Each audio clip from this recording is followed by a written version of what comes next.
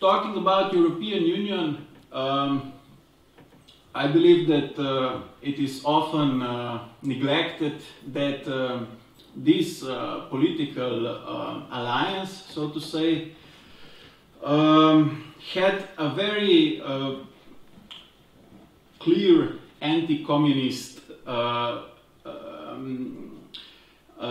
direction inscribed into it at the very beginning. Because in 1948, shortly after the Second World War, when the first treaty among many that will follow and eventually lead to the European Union, the Brussels Treaty, was a treaty that in a way preceded the NATO Pact, because it explicitly said that it is a kind of alliance against the communist threat.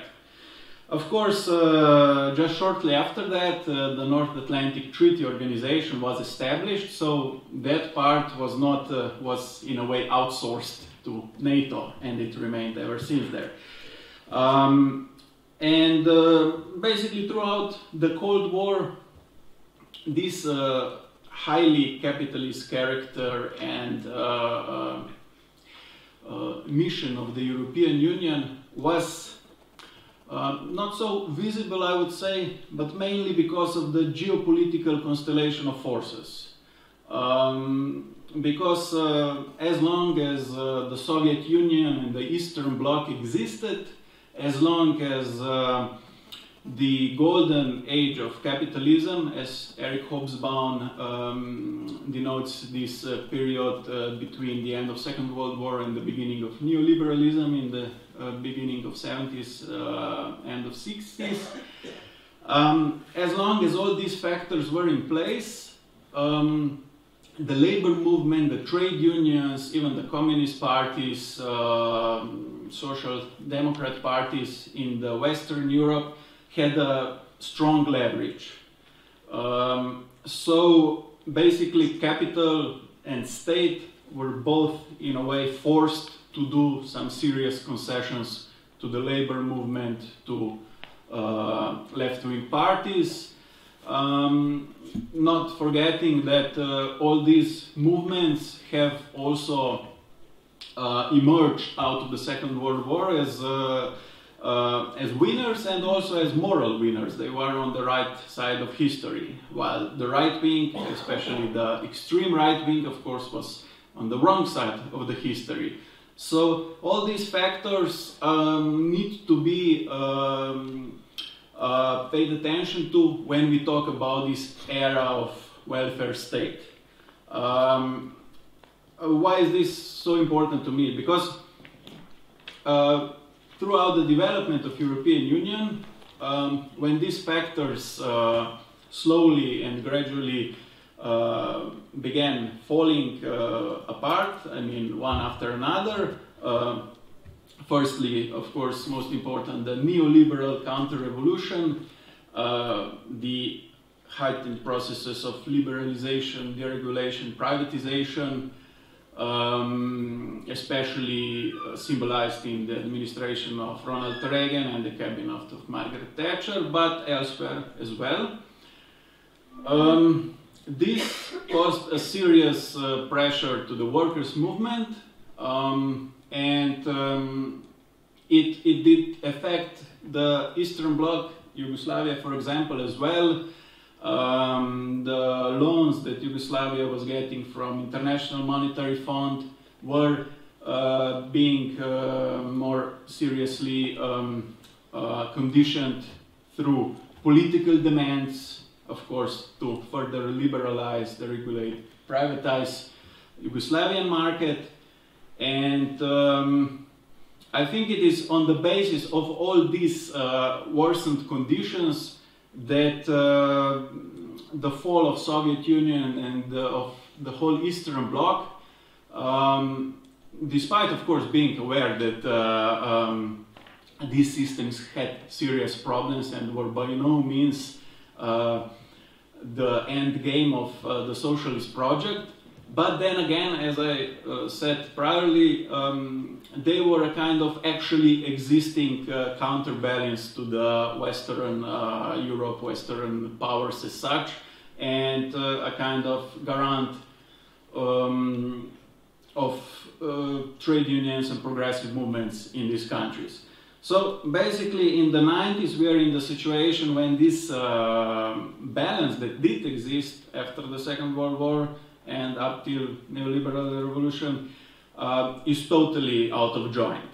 So much so that liberal apologetes, ideologues like Huntington and Fukuyama are confident enough to talk about the end of history. Of course, not in such a banal way that time has stopped, but that liberal democratic forum of market capitalism is the final forum of the world we are living in and will be living in. And here I think Frederick Jameson is quite correct that when he stresses that nowadays we are more at ease at imagining the end of the world. I mean, there are many good shows about the zombie apocalypses and stuff like that, but there's no sitcom about the end of capitalism. Maybe we should do one. And so this is all already in the context of our conference, the question of utopia. What are our imaginative capacities? I would argue that they're quite low at the moment. And it's not just psychological characteristic of this generation of leftists not having enough imagination, but it is mostly a material fact of having to deal with the havoc that this neoliberal counter-revolution caused. I mean, it's not just that this ideology has now been spread throughout through and through our societies, but I mean, the institutions that formerly existed, like workers' clubs and the culture, the institutions of workers' cultural hegemony, I mean, in all kinds of levels, from the sport to culture, all these were undermined or ceased to exist or became less and less powerful. So the processes of liberalization throughout the 90s became even more powerful. Another conceptual change in the political sense was that now even the social democrats stopped pretending, and in many cases, like for example under Schroeder in Germany, underwent some of the most, of the strongest, have passed some of the most neoliberal laws, and basically the socialist alternative as such ceased to exist. And in a way it did seem that it is the end of the history. Even more so when in 2007, 2008, the crisis of financial markets, first the mortgage market in America and then other markets, also in Europe. Basically, I mean, even if Alan Greenspan at the time openly said in one of the hearings, I think it was in the Congress, that, yeah, basically he was wrong. I mean, this did not cause any serious damage to the neoliberal doctrine. On the contrary, I mean, any illusions that Europe as such is much more social than America have surely must have been shattered by then, and the way how European Union has been dealing with the crisis. I mean, such harsh austerity that we've seen Greece being subjugated to, and other peripheral countries, the Eastern European countries have already undergone such harsh market reforms through the shock doctrine in the 90s. So in many cases, what Greece had to experience after the crisis, Eastern European countries already experienced a few years before. And here, of course, another false quasi-anti-capitalist alternative emerged, one of extreme right-wing. Of course, now it was much more confident than it could have been immediately after the Second World War, and it portrayed itself as the right answer, both in regards to European Union, to national elites, as a protector against immigrant workers. So basically the same old scenario of replacing the social havoc that this objective abstract logic of capitalism causes, the real suffering, which of course it's difficult to be interpretative in this way, that you go among people and say, yeah, here is the law of the profit, and there's the rate of exploitation and everything. It's much easier to say, yeah, but those Arabs are stealing your jobs. So this is where right-wing now also poses a serious challenge in the sense of interpolating people. But nonetheless, we have seen in the last couple of years also a gradual, slow but nonetheless steady comeback of leftist forces, both in the sense of the Occupy movement, in parts during the Arab Spring. So, I mean, at the end of the day, I would say most of these phenomena caused a discursive change. If after the financial crisis, it was not anymore a taboo to utilize Marx in understanding world, to utilize it even in mainstream media, talking about real political alternatives when these Occupy movements throughout the world took place, also became possible.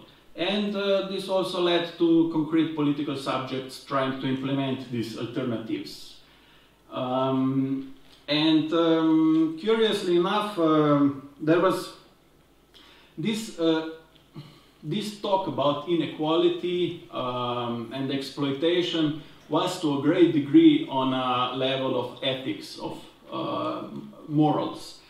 And I mean, the case of Syriza shows this very well. It was a kind of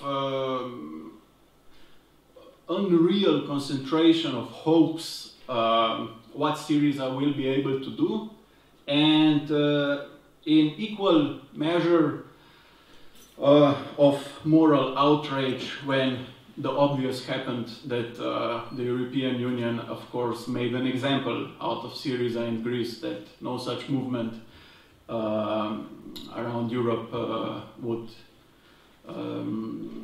have similar pretensions.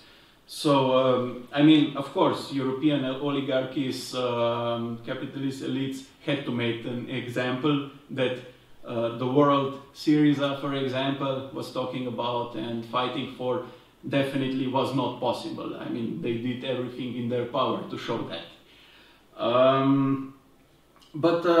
I mean, in a way, historically speaking, I would say that we are sometime that is in a way similar to the time of utopian socialism, but in a bad sense, because I mean the hopes that were invested into Syriza, for example, and the discontent that unrealization of these hopes brought about,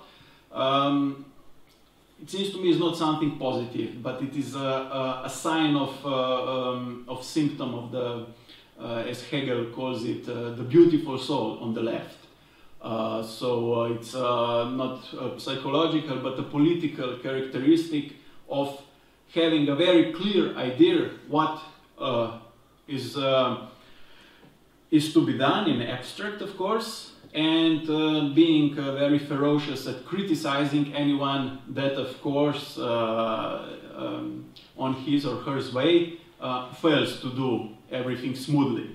So I mean, I believe that instead of some serious materialist analysis that still needs to happen in regards to what Syriza was and still is facing, we in great portions on the left were flooded with moral outrage, and I mean, it seemed like German Social Democrats once again voted for war credits. I mean, such a level of betrayal at some points.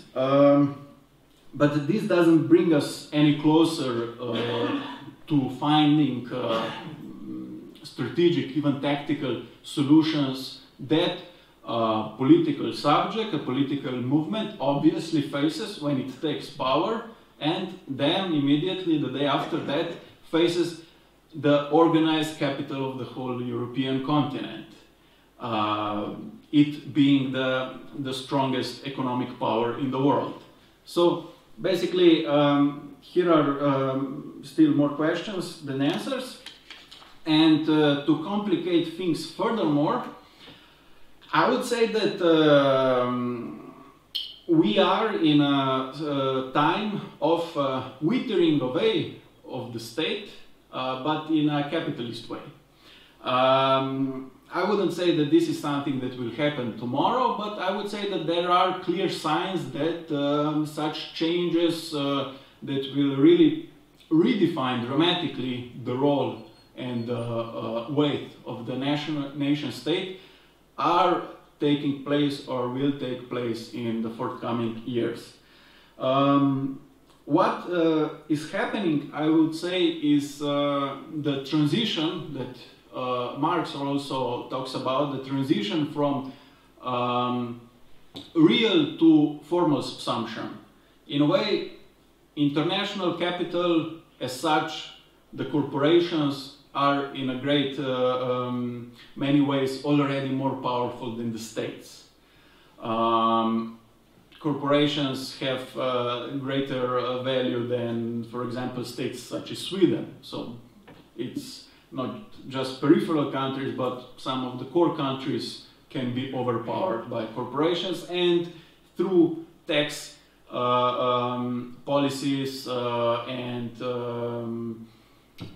tax deals that corporations negotiate with some countries. For example, we've seen this year Apple and Ireland, the case. This is de facto taking place, the corporations strong-handing the nation states. But I think we are now, through implementation of international trade agreements such as TTIP, CETA, and similar, witnessing a kind of formalization of these relations. Because I would point out three things about these agreements, and here I'm slowly coming to a conclusion. All these agreements have, I believe, three things in common. Firstly, geopolitically speaking. Of course, CETA is the agreement between Canada and the European Union. TTIP is the agreement between the United States and the European Union. And then we also have TISA, which includes some other countries and is mainly dealing with services. And it's interesting to see which countries, in addition to the ones I already mentioned, are included here. These are, for example, Pakistan, Japan, Australia, Chile, and others. And when we see the group of these countries, it's quite easy to see which countries are missing. And these are, of course, the BRICS countries: Brazil, Russia, India, China, South Africa. As one of the proponents of TTIP, I don't know who, but he very sincerely and accurately put it when he said that TTIP is actually an economic NATO pact. So it's a kind of geopolitical alliances among the Western and Western affiliated power blocks in a gradually unipolar world, in a multipolar world, and these agreements are of course meant as a kind of counterweight to these emerging economies. The second, more crucial point is that these of course are not just trade agreements, the tariffs and stuff like that. These agreements are supposed to liberalize or do away with, are already on a very low level. I mean, the tariffs after the Second World War have already been reduced to negligible percentage, definitely not a major issue that would demand such an agreement. I mean, these are not, as they are tried to be presented by their proponents, so much agreements between states, but these are agreements that take a step further and redefine states as such in a way that systems such as social system, health system, pension system, and such are to be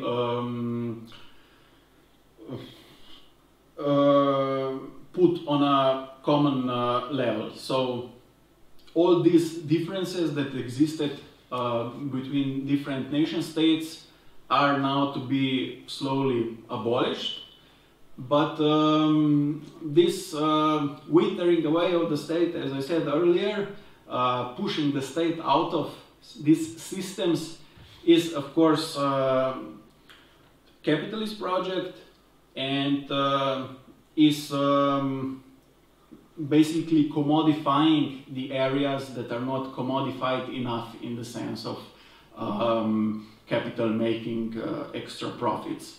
So also the labor markets that would also be included here would also further liberalize, deregulate, and put the rights and environmental standards and all the positive things on a much lower common level.